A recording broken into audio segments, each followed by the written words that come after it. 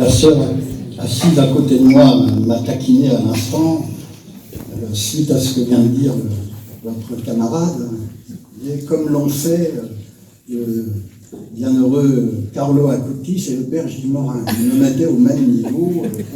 C'est redoutable. J'en suis pas là. Je me livre à un exercice qui est difficile pour moi. On m'a demandé d'écrire un texte et j'ai toujours du mal à parler en étant dépendant de ce que j'ai pu mettre sur papier. Donc j'ai quelque chose sous les yeux, mais il va certainement y avoir un certain nombre de digressions. Je voudrais d'abord vous inviter à réfléchir. Les cours, les études que vous suivez en classe de terminale ne sauraient être une fin en soi, un but. Quel but poursuivez-vous? Dans le blason, il est question d'infini. La seule perspective de l'obtention du bac, c'est peu, c'est trop peu. Vous êtes fait pour bien plus que cela, bien mieux que cela. S'agit-il, quand on est dans un établissement comme celui-ci, de savoir pour savoir? Et après, connaître pour connaître? Et après, savoir et connaître quoi, pourquoi, pour qui? Je repense à ces mots de l'apôtre saint Paul, disant « Désormais, je ne veux rien connaître d'autre que Jésus-Christ et Jésus-Christ crucifié. » Quel est le but de votre vie? Que désirez-vous profondément, au plus intime de vous-même? Notre petit univers, avec nos réseaux sociaux, nos habitudes, notre confort. Le but de notre vie, me direz-vous, c'est le bonheur. Mais de quel bonheur parlons-nous? Celui de la jouissance et des plaisirs, celui de la performance, de la réussite, celui de la puissance, de la popularité, de la gloire, que sais-je encore, c'est tout. Pas mieux que cela, pas plus que cela. C'est encore tellement petit. Notre vie est-elle vouée à amasser, dilapider, à s'éclater, profiter? On a tant parlé ces derniers jours, dans le contexte des élections présidentielles, de pouvoir, le pouvoir d'achat. Devez-vous avancer dans la vie avec pour objectif majeur de disposer d'une surabondance de biens pour vous permettre d'acheter, de consommer? Et après? Oui, après. C'est tout. Vous voyez bien qu'il manque l'essentiel. Il manque l'essentiel. Alors, quel essentiel, me direz-vous? La Bible est pleine de paroles de sagesse, et parmi lesquelles ce verset tiré du livre du Cantique des Cantiques. Si quelqu'un offrait toutes les richesses de sa maison pour acheter l'amour, tout ce qu'il obtiendrait, c'est un profond mépris. L'amour. L'amour vrai, bien sûr. Voilà la source du bonheur. Savoir que l'on est aimé à l'infini et connaître celui qui nous aime à ce point. Voilà la science par excellence. Le reste, essayez de rentrer à vous-même dans votre cœur quelques instants, en toute loyauté, en toute vérité. Qu'est-ce qui est le plus important? Si vous ne vous savez pas aimer, mais vous êtes profondément malheureux. Si vous ne savez pas à quel point vous êtes aimé, si vous ne connaissez pas celui qui vous aime, mais votre vie, c'est du vent. Voilà la science par excellence. Pas de bonheur sans amour. Et notre bonheur, ce n'est jamais moi, moi, moi. Notre bonheur, c'est toi, toi, toi. Et plus encore, au-delà, lui, lui, lui. Celui qui vous a été proposé comme modèle et compagnon de route cette année n'est autre que le bienheureux Carlo Acutis. Pour moi, je le disais à plusieurs groupes hier, c'est un de mes amis privilégiés dans le ciel.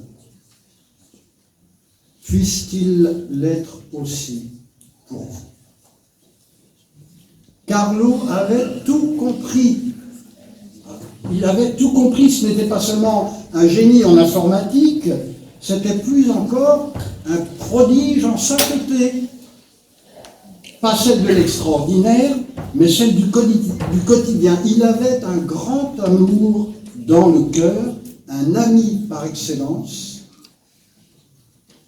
Un ami, pas ceux qu'on a sur Facebook et nos réseaux. Non, non, un ami, un vrai. Il avait un ami par excellence, Jésus. Jésus mort et ressuscité pour lui, pour nous. Il se savait aimer. Être toujours uni à Jésus, disait-il, tel est le but de ma vie. On rejoint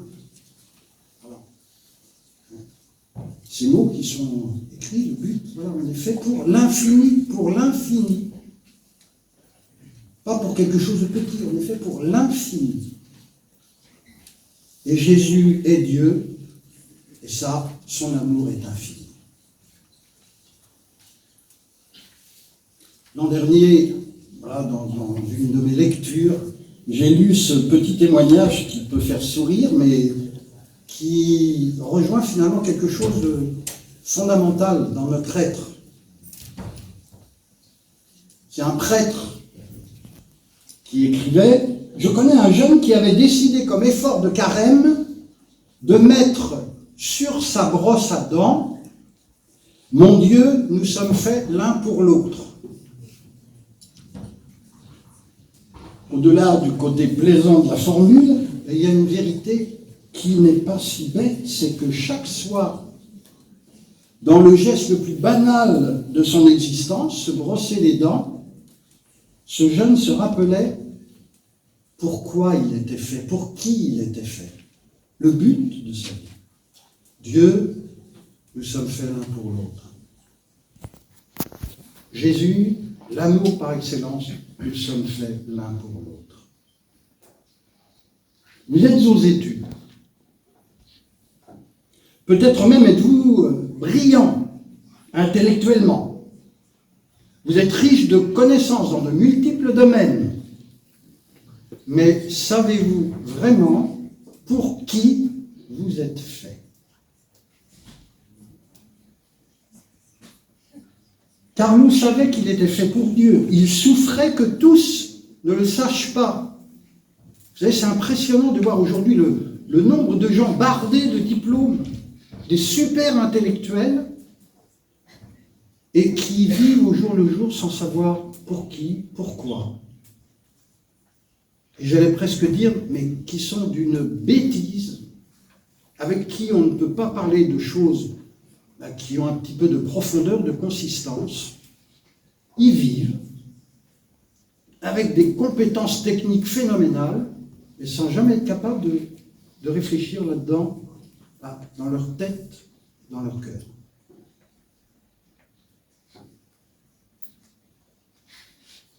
Carlo souffrait que tous ne sachent pas qu'il était fait pour Dieu, et il comprenait combien il était aimé, et ne comprenait pas que cet amour ne soit pas aimé. Il n'arrivait pas à se résigner au fait que les stades soient pleins pour des concerts, pour des matchs de football, que sais-je, et que les églises restent tellement vides. Et il disait, il répétait, il faut qu'ils comprennent. Il faut qu'ils comprennent. Et ça, c'est pas de l'intellectualisme. Il faut qu'ils comprennent quoi? et qu'ils comprennent à quel point ils sont aimés. Dans un carnet, voilà, le jeune Carlo écrit « La tristesse, c'est le regard tourné vers soi-même. » C'est impressionnant de voir combien on a ce réflexe à regarder, là, ça a été dit tout à l'heure, là, son petit nombril, son petit univers, sa petite vie. La tristesse, c'est le regard tourné vers soi-même. Le bonheur, c'est le regard tourné vers Dieu. Vous voyez, il faut passer de ce regard-là au nombrilite, au fait que je lève la tête et que je regarde les autres. Pas moi, moi, moi, toi, toi, toi. Et je lève encore les yeux, lui, lui, lui. La source de tout amour. Et voilà qui me fait penser à ce dicton bien connu. Quand le sage désigne la lune, le fou regarde le doigt. Quand le sage désigne la lune, le fou regarde le doigt. Il s'arrête là. Il ne va pas plus loin. Et trop souvent, notre société veut fixer et figer notre regard sur le doigt, sans être capable de nous tourner au-delà, au-delà. Voyez plus loin, regardez plus haut, aimez à faire silence et à creuser au fond de votre cœur. Alors je conçois que Carlo soit pour vous déroutant. Nous vous le présentons assez spontanément comme un proche de vous, un saint de votre âge, ayant effectué l'entrée dans le 3e millénaire, et donc historiquement votre contemporain, mais, les anciens comme moi prennent rarement la mesure de l'accélération du temps, des mutations, des bouleversements phénoménaux de notre société, de la différence des générations qui se succèdent si rapidement, de l'évolution des mentalités, des modes de pensée. Carlo, mort en 2006, pour moi c'était hier. Pour vous, 2006, waouh, c'est déjà si loin, si loin. C'était il y a bientôt 16 ans. Et par-delà les années qui s'écoulent, Carlo reste déroutant. Que vous dit-il à cette étape de votre vie où vous allez devoir faire des choix importants? Sois uni à Jésus. C'était le but de sa vie. Sois uni à Jésus. Aime, que ta vie soit belle, qu'elle soit donnée, qu'elle ait du sens. Ouvre toujours ton cœur à Dieu et à tes frères. Le message de Carlo peut paraître bien austère, ennuyeux. Il nous centre sur l'Eucharistie, la messe. C'était son soleil, c'était son quotidien. Tout cela peut paraître bien peu exaltant. Et pourtant, et j'insiste, celui qui nous le propose, qui vous le propose, était joyeux. Êtes-vous joyeux? Il était radieux. Êtes-vous radieux? Il avait reçu ce beau titre de bienheureux. Êtes-vous heureux? Peut-être savez-vous que chez la famille Akoutis, il y avait un employé de maison qui s'appelait Rajesh. Je ne sais pas si je prononce bien, et qui était hindouiste.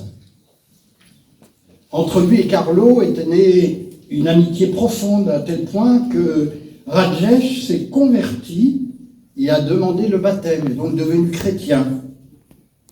Et il explique, Rajesh parle de Carlo. Il me disait que je serais plus heureux si je me rapprochais de Jésus. J'ai demandé le baptême chrétien parce qu'il m'a contaminé et foudroyé. C'est pas des mots anodins, hein. Il m'a contaminé et foudroyé avec sa foi profonde, sa charité et sa pureté.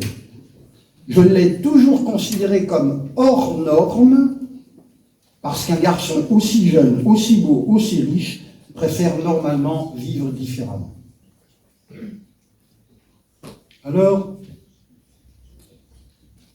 je vous interroge à nouveau, comment voulez-vous vivre? Voilà, vous laissez simplement cloner en quelque sorte par notre société. Voulez-vous vivre hors norme, comme Carlo? Voulez-vous vivre différemment, comme Carlo? Sans fanfaronner, mais en vivant en vérité? Tout ce que vous apprendrez, tout ce que vous apprenez dans vos études, au contact des sœurs, de vos professeurs, n'a de sens que si cela vous permet d'être pleinement homme et femme. Heureux et vivant, libre et réfléchi, comme Carlo, ami et serviteur des autres, comme Carlo, porteur d'amour vrai et de joie dans le don de vous-même, comme Carlo. Trop souvent, notre société vous invite à dire « moi, moi, moi ». Carlo vous invite à dire « toi, toi, toi ». Et plus encore, il vous désigne Jésus, le but de sa vie. Et il vous répète « lui, lui, lui ». Puissiez-vous avancer comme Carlo, avec une joie intense, profonde dans le fond de votre cœur. Je conclus en redisant ce que j'évoquais hier à plusieurs des groupes que j'ai rencontrés depuis que je suis votre parrain, depuis que je suis venu vivre avec vous la journée de l'intégration. C'est pas ce mot que vous employez, je ne sais plus, mais en tout cas, j'ai pris l'engagement de prier pour vous, de vous accompagner de mes prières. Je l'ai fait. Là, c'est le baptême de votre promotion. Ne croyez pas que mes prières vont s'arrêter aujourd'hui. Vers la fin de l'année, il va y avoir les choix que vous aurez à faire à la rentrée prochaine. Donc mes prières vont continuer de vous accompagner. Merci.